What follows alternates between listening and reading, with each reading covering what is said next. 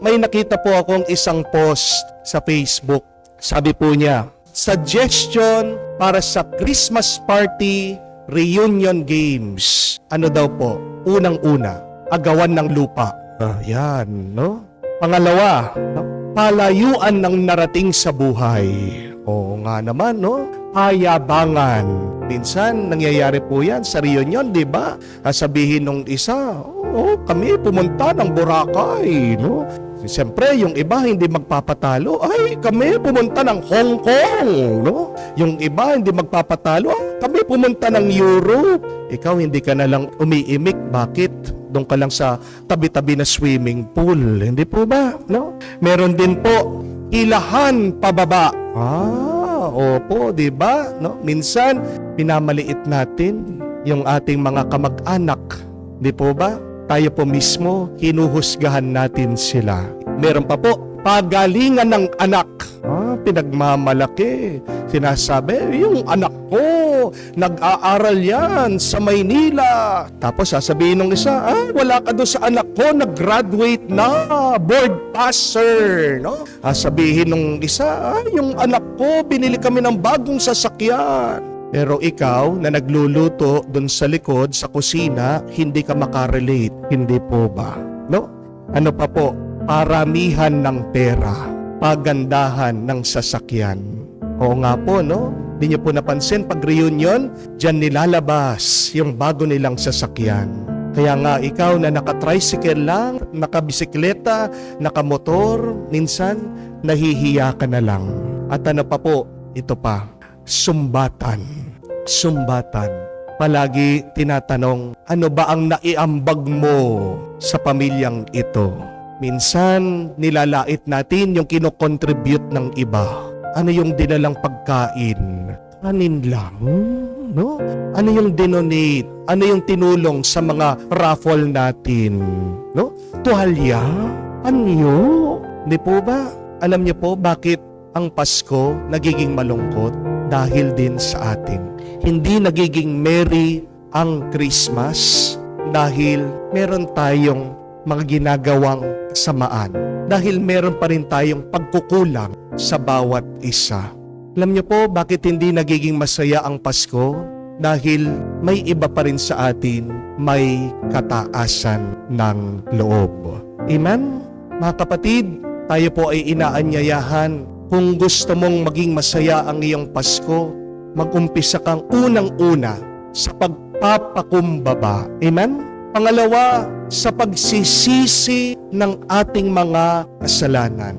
Sa pagsisisi na mga ginawa nating kasamaan o hindi maganda sa ating mga kapwa, lalong-lalo na sa ating pamilya. Mga kapatid, paano ba sasagutin ng Diyos ang ating dasal? Unang-una na dyan, kailangan nating bitawan, iwan, alisin ang dumi ng ating mga kaisipan, ang ating puso at kaluluwa. Kailangan nating hingin ang tawad ng Diyos sa ating pagkakasala. Tandaan niyo po ito, hindi po kayo makakatanggap ng bagong grasya kung nananatili ka pa rin nakakapit sa iyong lumang pagkatao. Tingnan niyo po ang ating mahal na ina sa ating nabasang ebanghelyo. Bakit naging mapalad ang ating mahal na ina? Kasi hindi niya sinundan ang kanyang sariling kagustuhan, kung hindi sinundan niya ang kagustuhan ng Diyos. At hindi po ba yan ang kahulugan ng kabanalan? Holiness is following the will of God, doing God's will. And sin is prioritizing your own will rather than God's will. Mga kapatid, isang dahilan po bakit hindi sinasagot ng Diyos ang iyong dasal, bakit hindi ka masaya, bakit hindi ka payapa sa iyong buhay, ito ay dahil hindi ka nakakapit sa Kanya o hindi nakakapit ka pa rin at hindi mo mabitawan ang iyong pagkamakasariling kagustuhan. Hindi mo pa rin maiwanan ang iyong mga kakulangan, ang iyong kasalanan. Kapatid, tandaan niyo po na ang ating mga kasalanan ay ang naglalayo sa atin sa Diyos. Ang kasalanan ay ang kandado ng langit Kaya hindi maibigay sa iyo buong buo ng Diyos ang kanyang pagpapala, ang kanyang grasya dahil nabubuhay ka pa rin sa kadiliman ng kasalanan. But if we repent, my dear friends, we remove what hinders, what obstructs the grace of God to flow in our life. Nung po minsan, meron pong dumating dito sa parokya, nagpapatulong po sa akin, nag-open up ng kanyang problema. Sabi po nitong lalaki na itong nakalipas na taon, napakarami po niyang kamalasan na naranasan sa kanyang buhay. Una na po dyan, nalugi yung kanyang business, nagkabaon-baon po siya sa utang. Pagkatapos nag-away po sila ng kanyang misis, tinatakwil na siya ng kanyang pamilya.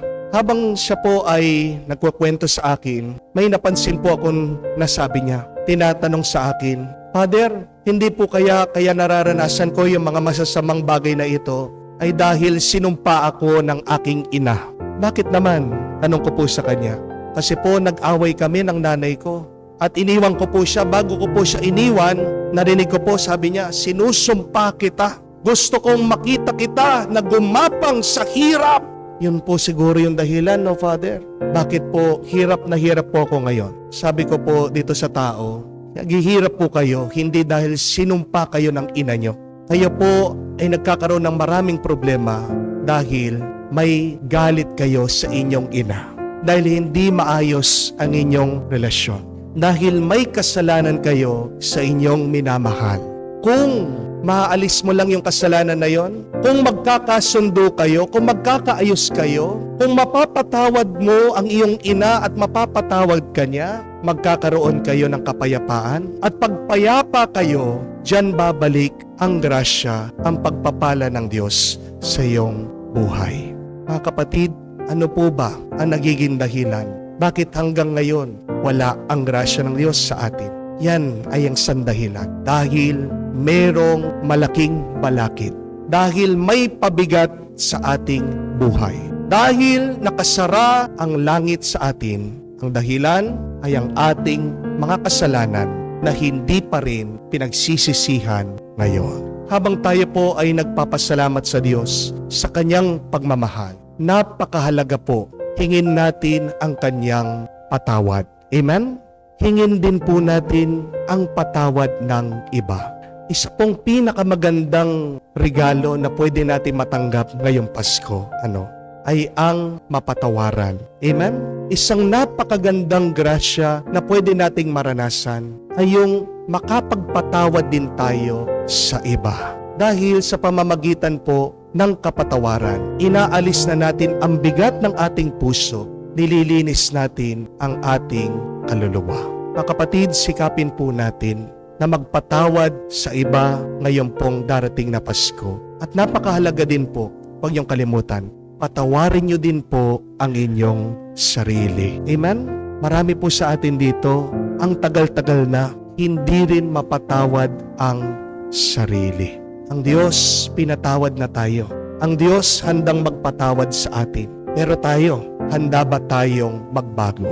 Ang Diyos, handa na ibigay niya ang kanyang grasya sa atin. Pero handa ba tayo na iwan natin ang ating kasalanan? What are you willing to leave behind? What are you willing to let go in order to receive God's grace? Tandaan niyo po, walang bagong grasya na darating sa iyo kung nakahawak ka pa rin sa iyong mga lumang kasalanan.